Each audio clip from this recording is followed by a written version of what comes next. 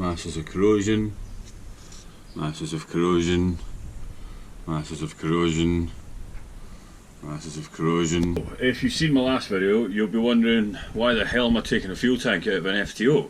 Answer, I suppose, is pretty obvious. Rust. Got rusty chassis rail legs, at least one of them that needs repaired. I'm going to get underneath the car, I'm going to show you the chassis rails that we're going to be working on. I'm going to hopefully devise a cunning plan on how to fix it. And I'm going to start cleaning it up and we'll give you a little look and see what happens. Hopefully you can see what I can see, which is one pretty fucking knackered chassis rail here. I don't know if you can make it out gracefully. You can see through to the other side of the chassis rail, which actually looks like it's pretty good. But typically with these FTOs, one of the problems you're going to find with them is they rust where the parts are spot welded together. So this rust has actually begun around where this U-shaped bracket that holds the upper camber arm onto the car is spot welded onto the chassis, which is bloody great because it means that essentially this rust is going to travel all the way behind this bracket and all the way along this arm to about where you can see this score mark here, if you can make that out. The first stage of this is probably to get wire wheel on, but I think before we do that, so we don't get any gunk in this fuel filling out, we're going to try and remove that. So we'll just get up the top side for now and we'll get the bolt off for that and then we'll be back. I think we're going to have to go right the way back, possibly to here, but we'll grind this back and we'll have a little look first and we'll see how far we need to really chop away some of this steel. Ugly. This is just the beginning. You can see up in here we've got masses of corrosion, masses of corrosion, masses of corrosion, masses of corrosion. This is an old plate that's been welded in at some point. This is the anti-roll bar linkage here, goes right up to that point there. It probably goes underneath it. Fantastic. I'm now debating whether or not we remove the whole suspension arm so we can tackle it properly. What a bloody nightmare. Right then, so as you can see, we have big holes. It's double skinned, it's going to have to be plated from the inside and then plated from the outside, and at the moment I'm treating it with some phosphoric acid before I then wash that off and I start thinking about something a bit better than phosphate. As you can see from the inside of this arm here, it is rotting from the inside out, but we do have some decent metal to weld with, so all hope is not lost, I don't think. Alright mate, how you doing? You alright? That's the neighbour's kid, giving him a hand with the Castro. Okay, this is I think day 3 working on the FTO road car. We're welding, we're putting some new metal in. We did have big holes. If I spin the camera around, you can just about see up in here, we have got a new plate of steel in there. And that is 2mm thick steel, if I just move the brake line out of the way, which is seam welded all the way around, forming part of the angle of the chassis leg. So the idea is that, just get this out of the way, we're going to do a similar thing over here. I'll just grab this plate. We're going to go something like that, and then what we'll then do is we'll join the gap up here in between the two of them. So we'll then have one complete chassis leg and we'll have left the suspension joint in place, and then round the back here we're just going to put a skin over the back part that's difficult to see in the dark. So we've made a start. It's time for a cup of coffee. 16 puffs of the vape pen. We'll see how we get on for the rest of the day. It's absolutely bloody freezing. Can't feel my fingers. It's December the 9th. We'll get there though. Things you do for love. Right, so progress report, we've got another plate in.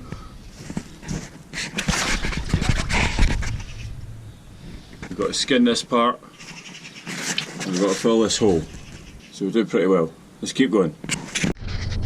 Okay, so now we really get somewhere. We've now got a chassis leg. So we've got to skin that part of the back. We've got to tidy all this up.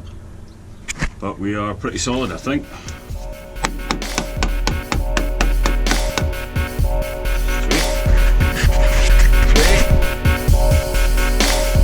Okay, so we're down in the pit. If we start, I get a light up here, hopefully give you a bit of illumination. Yeah, up inside that part in there, that's the driver's side chassis rail. You can see I'm just over the exhaust itself right now, and you can have a good old look there at the POR 15. That runs all the way along the chassis rail. We've painted the entire rail all the way back to the back of the rust repair, you can see there. And then we've done the same over on this side. So you can see the Por 15 glossy black is glossy black when it dries. And then the same with the cross member here. And then you can see where we had lots of rust. You should be able to see a solid chassis rail, and then a dog bone, and then yes, that is a new brake line. It was a bit rotten, so we decided to make a fresh one because it's something I find quite easy to do, so we did a new one. So basically we've repaired pretty much everything you can see from a point where my finger is all the way back into the dog bone up here, and then all the way back through the chassis rail, all the way back to underneath where the fuel filler neck goes, which is somewhere in this area here. Fuel filler neck has all been painted up, new Jubilee clip on there, and we've got it all painted up underneath any part which we can get to. It's been a busy December, but I'm quite happy with it. There's a couple of things I've got to do, namely we need to stick a new one of these on, because when I took the exhaust apart I discovered that it had no exhaust gasket on it, which is quite strange. So I'm going to put a new one of them on right now. And then if I show you something else I noticed whilst I was down here, if you look at this suspension arm, I don't know if you can actually make this out on the camera, but this suspension arm is bent like a banana just before the bush there. See if I can get a better shot of it.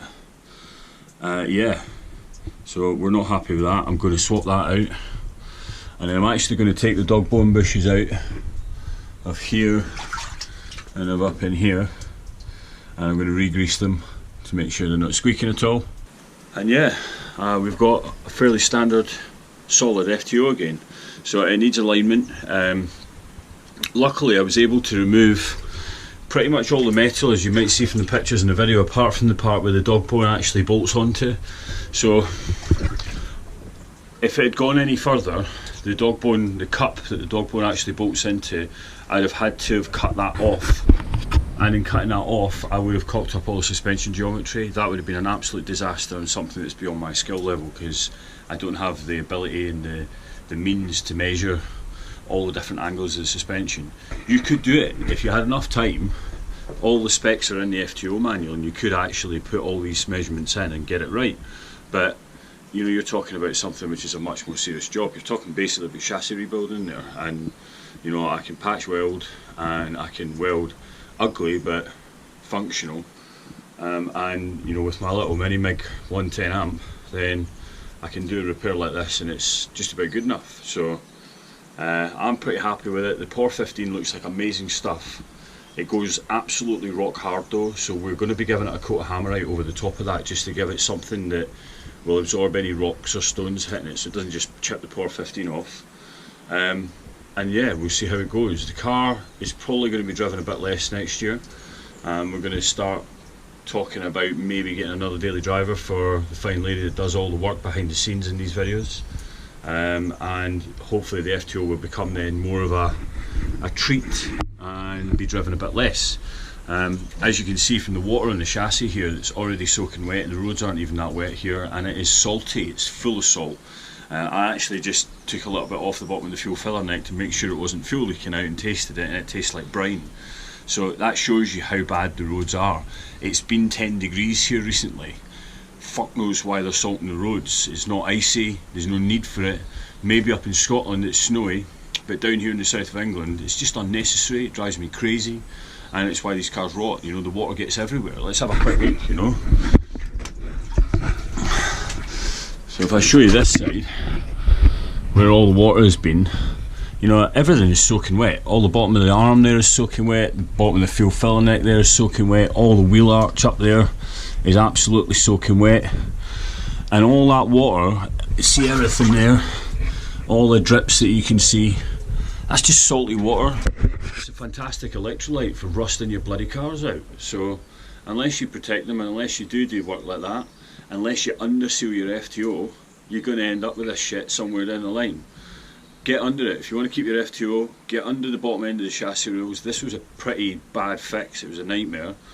See what you can do to stop the rust getting in, and if you do find any, cut the stuff out and get stuff welded in before it gets too bad. I suppose that is it for this video. I'm going to say a happy Christmas to all. Thank you very much for following me through this year. I'm going to try and grow the channel even more next year. I know some of you might not be into the BMW thing, but there's a lot of work coming on that, so tell your friends if they like the old German made machines. We're going to be going to the Nürburgring 24 hours race next year. We're going to be doing a couple other little trips and more car shows and checking out all the stuff that's in the car world. So I'll sign off by saying my usual PAMO out, but have a very, very happy Christmas and a fantastic new year. Thanks very much for following me, guys. See you in 2018.